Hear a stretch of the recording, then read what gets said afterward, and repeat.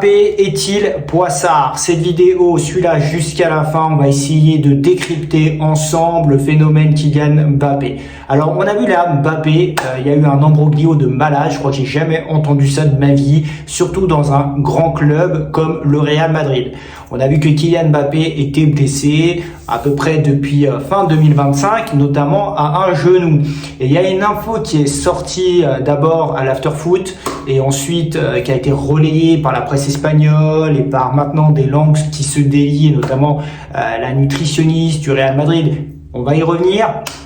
Sur la blessure de Kylian Mbappé. Alors, il semblerait que le staff médical du Real Madrid avait identifié une blessure de Kylian Mbappé sur un genou. Il s'avère que Mbappé, bon, il a dû sentir qu'il y avait quelque chose qui n'allait pas.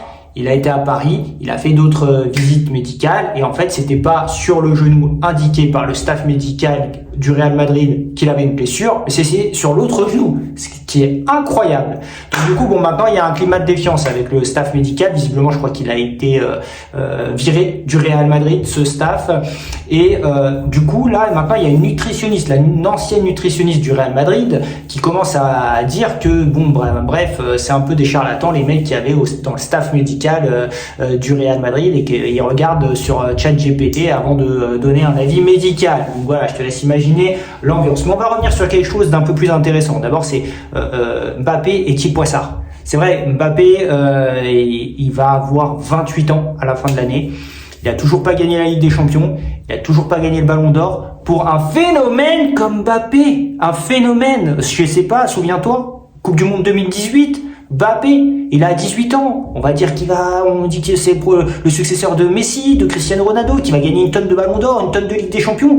Et 8 ans plus tard, il a ni gagné l'un, ni gagné l'autre. Rien.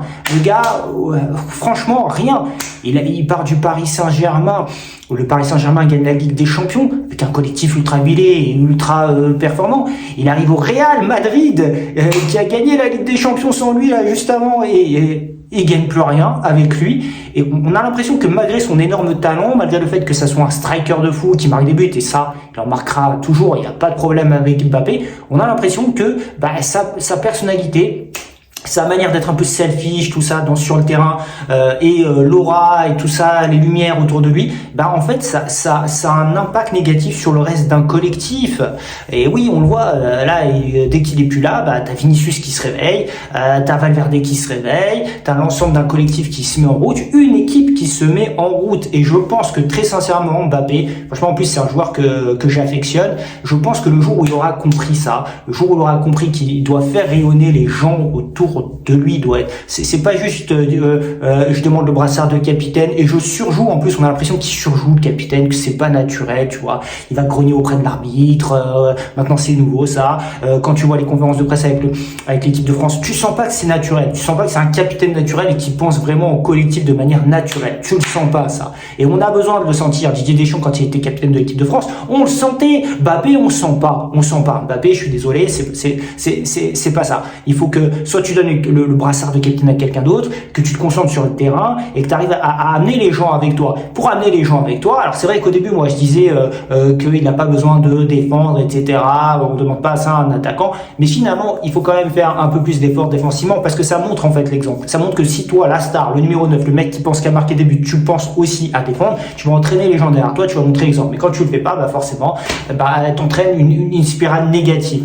Cristiano Ronaldo, il était selfish, il était égoïste, mais il a cette passion du jeu, il a compris qu'il avait besoin de l'équipe, Cristiano Ronaldo, et du coup il a pu emmener tout ça. Donc c'est pareil pour Messi. Tu crois que Messi c'est pas un mec selfish, c'est pas égoïste? Bien sûr qu'il est égoïste, sinon il aurait pas marqué 900 buts le gars. Donc voilà, et on a l'impression que depuis les années passent et tout ça et tout, on a l'impression que il est Poissard Mbappé au niveau des titres collectifs, à part les championnats, il n'y a pas de titre. Alors j'espère qu'on va être démenti dans cette Coupe du Monde et qu'on va gagner cette Coupe du Monde, parce qu'Mbappé, s'il gagne cette Coupe du Monde, alors là, je t'explique, il rentre dans les meilleurs joueurs all time, c'est sûr.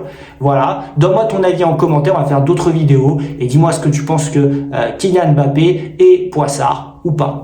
Excellente journée à vous et n'hésite pas à t'abonner pour donner de la force à la chaîne et à commenter, on en discute.